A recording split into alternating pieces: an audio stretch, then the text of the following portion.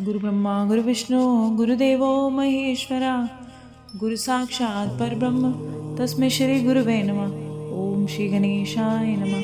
बोले शंकर भगवान की जय, बोले गौरा मैया की जय। हर हर महादेव। श्री विष्णु की पराजय में दधीचि मुनि के शाप को कारण बताते हुए दधीचि और शुभ के विवाद का इतिहास। मृत्युंजय मंत्र के अनुष्ठान में दधीचि की अवैधता और श्रीहरि का शुभ को दधीचि की पराजय के लिए यत्न करने का आश्वासन देना। सूजी कहते ऋषियों अमित बुद्धिमान ब्रह्मा जी की कही हुई बात की कथा सुनकर श्रेष्ठ नारद विस्मय में पड़ गए। और नारद जी पूछते हैं, पिताजी भगवान विष्णु शिव जी को छोड़कर अन्य देवताओं के साथ दक्ष के यज्ञ में क्यों चले गए, जिसके कारण वहाँ उनका तिरस्कार हुआ। वे प्रलयकारी पराक्रम वाले भगवान शंकर को नहीं जानते थे क्या? फिर उन्होंने अज्ञानी पुरुष की भांति रुद्रगणों के साथ युद्ध क्यों किया? करुणानिधे, मेरे मन में यह बहुत बड़ा संदेह है, आप इसे दूर कीजिए और शिव चरित्र को सुनाइए। ब्रह्मा जी ने कहा कि नारद, पूर्व काल की बात है कि राजा शुभ की सहायता करने वाले श्रीहरि को दधीचि मुनि ने शाप दे दिया था, जिससे उस समय वे इस बात को भूल गए और वे दूसरे देवताओं को साथ लेकर दक्ष के यज्ञ में चले गए। दधीचि ने क्यों शाप दिया, ये सुनो। पहले बहुत पुराने समय की बात है, प्राचीन काल की बात है। शुभ नाम से प्रसिद्ध एक महातेजस्वी राजा थे। वो महाप्रभावशाली मुनिवर दधीचि के मित्र थे और बहुत सालों तक उन्होंने तपस्या के प्रसंग से शुभ और दधीचि में विवाद आरंभ हो गया। दोनों ने बहुत साल तपस्या की थी और तपस्या के प्रसंग से दोनों में विवाद छिड़ गया कि जो तीनों लोगों में महान अनर्थकारी के रूप में विख्यात हुआ।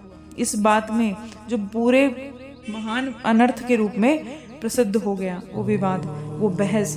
उस विवाद में वेद के विद्वान शिव भक्त दधीचि कहते हैं, जो बहुत बड़े शिव भक्त थे, वो दधीचि कहते हैं कि शूद्र, वैश्य और क्षत्रिय, इन तीनों वर्णों में जो ब्राह्मण है वह सबसे ऊपर है। इसमें कोई संशय नहीं है, कोई डाउट नहीं है। महामुनि दधीचि की बात सुनकर धन वैभव के मद से, अहंकार से डूबे हुए शुभ ने कहा कि शुभ कहते हैं, राजा इंद्र आदि 8 लोकपालों के स्वरूप धारण करता है कि राजा इंद्र आदि जैसे इंद्र राज करते हैं, ऐसे 8 लोकपालों के स्वरूप धारण करता है। वे समस्त वर्णों का और आश्रमों का पालन करने वाला प्रभु है कि वो ही सब वर्णों आश्रमों का पालन करता है, इसलिए राजा से श्रेष्ठ, सबसे श्रेष्ठ है।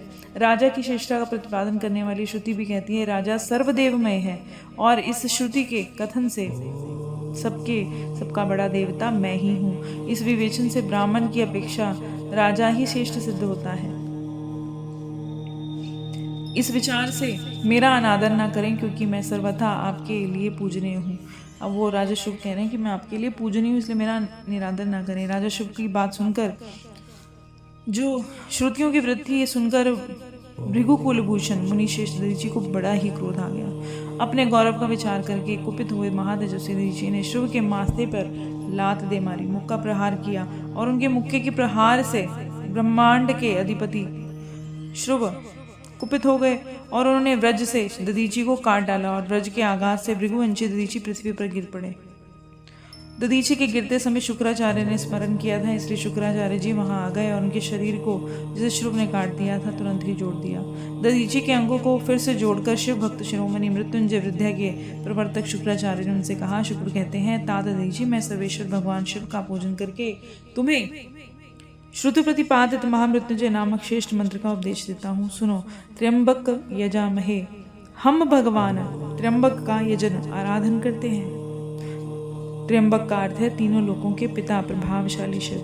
वे भगवान सूर्य, सोम और अग्नि तीनों मंडलों के पिता हैं। स्वतः रज, तम और तीनों गुणों के महेश्वर हैं। आत्म तत्व हैं, विद्या तत्व हैं और शिव तत्व हैं। इन 3 तत्व के आवाहन ये ग्रह परते और दक्षिण अग्नि और इन तीनों अग्नियों के सर्वत्र उपलब्ध होने वाले पृथ्वी, जल और तेज, इन 3 मूर्त भूतों के सात्विक आदि भेद से त्रिविध भूतों के, त्रिविध स्वर्ग के, त्रिभुज के, त्रिधा भूत सबके, ब्रह्मा विष्णु और शिव तीनों देवताओं के महान ईश्वर महादेव जी हैं। यहाँ तक कि मंत्र के प्रथम चरण की व्याख्या की गई है। इस मंत्र में बताया गया है कि जो ब्रह्मा विष्णु महेश हैं, उन सब के देवता महादेव जी हैं, जो सबसे ऊपर हैं। और सुगंधिम पुष्टि वर्धनम, जैसे फूलों में उस उत्तम गंध आती है, बहुत सुंदर सुगंध आती है, खुशबू आती है, उसी प्रकार से भगवान शिव संपूर्ण भूतों में, तीनों गुणों में, समस्त कृत्यों में, इंद्रियों में, देवों में, गणों में और सारभूत आत्मा के रूप में सबके अंदर व्याप्त है। चाहे वो देव हैं, इंद्रियां हैं, कृत्यों में, सब में वो विराजमान है, सुगंध से युक्त हैं और संपूर्ण देवताओं के ईश्वर हैं। यहाँ तक कि सुगंधिम पद की व्याख्या हुई है। अब पुष्टि वर्धनम की व्याख्या करते हैं। पुष्टि वर्धनम का क्या मतलब है? उत्तम व्रत का पालन करने वाले श्रेष्ठ महामुनि नारद उन अंतर्यामी पुरुष शिव में प्रकृति का पोषण, शिव से ही प्रकृति का पोषण होता है और महातत्व से लेकर विशेष संपूर्ण विकल्पों की पुष्टि होती है। मुझ ब्रह्मा विष्णु मुनियों का और इंद्रियों सहित देवताओं का भी पोषण होता है, इसलिए वह पुष्टिवर्धन है। और इस तीसरे और चौथे चरण की व्याख्या करते हैं। इन दोनों चरणों का स्वरूप ऐसा है। उर्वारुक मिव बंधनात् मृत्युर्मोक्षी मामृतात्, अर्थात प्रभो जैसे खरबूजा पक जाने पर लता से टूटकर अपने आप गिर जाता है, उसी तरह से मैं मृत्युंजय बंधन से मुक्त हो जाऊं और अमृत पद मोक्ष के से पृथक ना हो पाऊं और मोक्ष के लिए मोक्ष मिल जाए। वे रुद्रदेव अमृत स्वरूप हैं और जो पुण्य कर्म से, तपस्या और स्वाध्याय से, योग से, ध्यान से उनकी आराधना करता है, उसे नूतन जीवन प्राप्त होता है। इस सत्य के प्रभाव से भगवान शिव स्वयं ही अपने भक्त को मृत्यु के सूक्ष्म बंधन से मुक्त कर देते हैं, क्योंकि भगवान ही बंधन और मोक्ष देने वाले हैं। ठीक उसी तरह से जैसे उर्वारुक और ककड़ी का पौधा अपने आप फल को स्वयं ही लता से बंधन से अलग कर लेता है और पक जाने पर स्वयं ही बंधन मुक्त हो जाता है, ऐसे ही मृत्युंजय मंत्र करते हुए जो भगवान का ध्यान करते हुए उनको मोक्ष मिल जाता है और जन्म मरण के बंधन से वो मुक्त हो जाते हैं। मृत संजीवनी मंत्र। महामृत्युंजय मृत संजीवनी मंत्र है कि मरे हुए में भी प्राण दे देता है, जो मेरे मत से सर्वोत्तम है।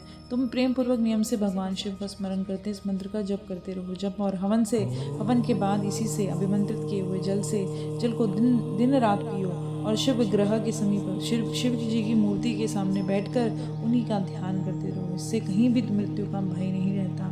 न्यास आदि सब कार्य करके विधिवत भगवान की पूजा करते रहो और सब प्रकार से सब करके शांत भाव से बैठकर भक्त वत्सल शंकर का ध्यान करते रहो। मैं भगवान शिव का ध्यान बता रहा हूँ कि ऐसे करना है, जिसके अनुसार उनका चिंतन करके मंत्र जप करना चाहिए। तो महामृत्युंजय जप सबको कैसे करना चाहिए उसकी विधि वो बता रहे हैं। इस मंत्र को निरंतर जप करने से बुद्धिमान पुरुष भगवान शिव के प्रभाव से इस मंत्र को सिद्ध कर लेता है। मृत्युंजय का ध्यान मंत्र जो अपने 2 कमलों में, इसमें संस्कृत मंत्र दिया गया है जिसकी कोई वीडियो मैं शेयर कर दूंगी,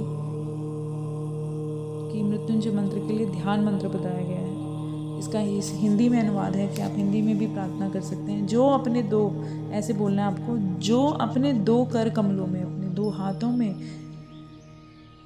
रखे हुए 2 कलशों से जल निकालकर उनसे ऊपर वाले 2 हाथों द्वारा अपने मस्तक को सींच रहे हैं, अपने मस्तक पर वो जल चढ़ा रहे हैं। वे दोनों हाथों से 2 घड़े लिए हुए अपनी गोद में रखे हुए हैं और 2 घड़ों को गोद में रखे हुए हैं और फिर 2 घड़ों से अपने ऊपर वो जल चढ़ा रहे हैं और 2 हाथों में रुद्राक्ष मृग मुद्रा धारण किए हैं और कमल के आसन पर बैठे हैं। सिर पर स्थित चंद्रमा निरंतर झरता हुआ रहता है। अमृत जिनका सारा शरीर भीगा हुआ, जिस अमृत से उनका सारा शरीर भीगा रहता है, जो 3 नेत्र धारण करने के कारण उन भगवान मृत्युंजय का, जिनके साथ गिरजानंदिनी उमा भी विराजमान है, मैं भजन और चिंतन करता हूँ।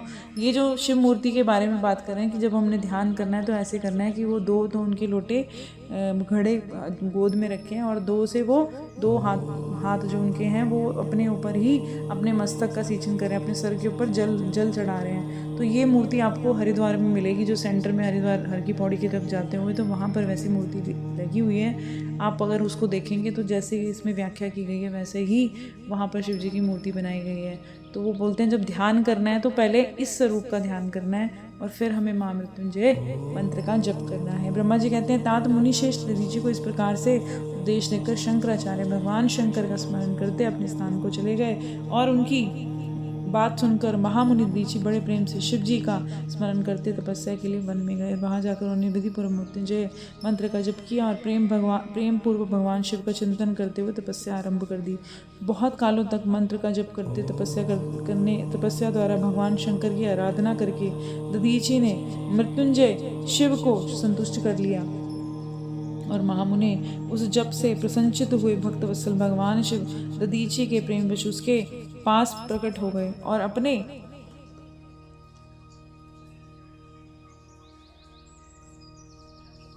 प्रभु शंभु का साक्षात दर्शन करके मुनिवर दधीचि को बड़ी ही प्रसन्नता आई। उन्होंने विधिपूर्वक प्रणाम करके दोनों हाथ जोड़े और भक्ति भाव से शंकर जी का स्तवन किया।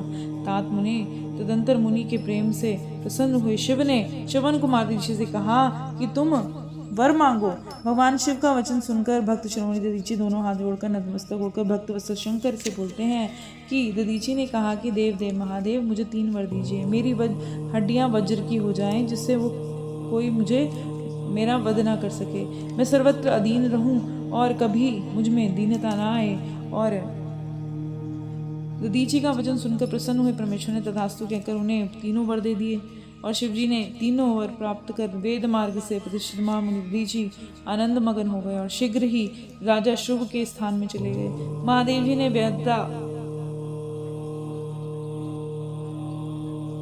वज्रमय अवध्यता मतलब उनको कोई नहीं मार सकता और वज्रमय अस्थियां और अधीनता प्राप्त पाकर दधीचि ने राजेंद्र शुभ के मस्तक पर जाकर लात मार दी। फिर तो राजा शुभ ने क्रोध में दधीचि पर वज्र से प्रहार किया।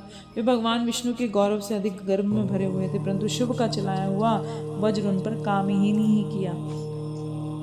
इससे ब्रह्म कुमार शुभ को बड़ी हैरानी हुई और मुनिवर दधीचि अवध्यता और अधीनता और वज्र से बढ़ चढ़कर प्रभाव देखकर ब्रह्मा कुमार शुभ ने आश्चर्य किया। उन्होंने शीघ्र ही वन में जाकर इंद्र के छोटे भाई मुकुंद की आराधना आरंभ की और शरणागत पालक नरेश मृत्युंजय सेवक दधीचि से पराजित हो गए थे। शिव की पूजा से गरुड़ ध्वज भगवान मधुसूदन बहुत संतुष्ट हुए। उन्होंने राजा को दिव्य दृष्टि प्रदान की और उस दृष्टि से ही जनार्दन देव दर्शन करके उन गरुड़ देव को शुभ ने प्रणाम किया और प्रिय वचनों द्वारा उनकी स्तुति भी की। इस प्रकार से देवेश्वर आदि देव प्रसन्नचित हुए। अजय ईश्वर श्री नारायण देव का पूजन स्तवन करके राजा ने भक्ति भाव से उनकी ओर देखा और उन जनार्दन के चरणों में मस्तक रखकर प्रणाम करके उन्होंने अपना अभिप्राय भी सूचित कर दिया। राजा कहते हैं भगवान दधीचि नाम से प्रसिद्ध एक ब्राह्मण है जो धर्म के ज्ञाता हैं। उनके हृदय में विनय का भाव है। वो पहले मेरे मित्र थे। इन दिनों रोग और शोक से रहित होकर मृत्युंजय महादेव जी की आराधना करके वह वही कल्याण कार्य शिव के प्रभाव से समस्त अस्त्र शस्त्रों से सदा के लिए अवध्य हो गए हैं। एक दिन उन महातपस्वी दधीचि ने भरी सभा में आकर अपने बाएं पैर से मेरे मस्तक पर बड़े वेग से प्रहार किया था और बड़े गर्व से कहा था, मैं किसी से नहीं डरता। हरे वे मृत्युंजय से उत्तम वर पाकर अनुपम गर्व से भरे हुए हैं। और ब्रह्मा जी कहते हैं कि नारद महात्मा दधीचि की अवध्यता की उनका कोई वध नहीं कर सकता का समाचार जानकर श्रीहरि ने महादेव से अतुलित प्रभाव का स्मरण किया। फिर वे ब्रह्मपुत्र राजा शुभ से बोलते हैं, राजेंद्र ब्राह्मणों को कभी कहीं थोड़ा सा भी भय नहीं है। भूपते विशेषता रुद्र भक्तों के लिए तो भय की नाम की वस्तु ही नहीं है। यदि मैं तुम्हारी ओर से कुछ करूं तो ब्राह्मण दधीचि को दुख होगा, वह मुझ जैसे देवता के लिए शाप का कारण बन जाएगा। राजेंद्र दधीचि के शाप से दक्ष के यज्ञ में सर्वेश्वर शिव से मेरी पराजय होगी और फिर मेरा उत्थान भी होगा। महाराज इसलिए मैं तुम्हारे साथ रहकर कुछ करना नहीं चाहता। मैं अकेला ही तुम्हारे लिए दधीचि को जीतने का प्रयास करूंगा। भगवान विष्णु का कथन सुनकर शुभ बोलते हैं, बहुत अच्छा, ऐसा ही होगा। ऐसा कहकर वे कार्य के लिए मन में ही मन बहुत ही उत्सुक हुए और प्रसन्नतापूर्वक वहीं रुक गए। और शंकर भगवान की जय, बोल गौरा मैया की जय। हर हर महादेव।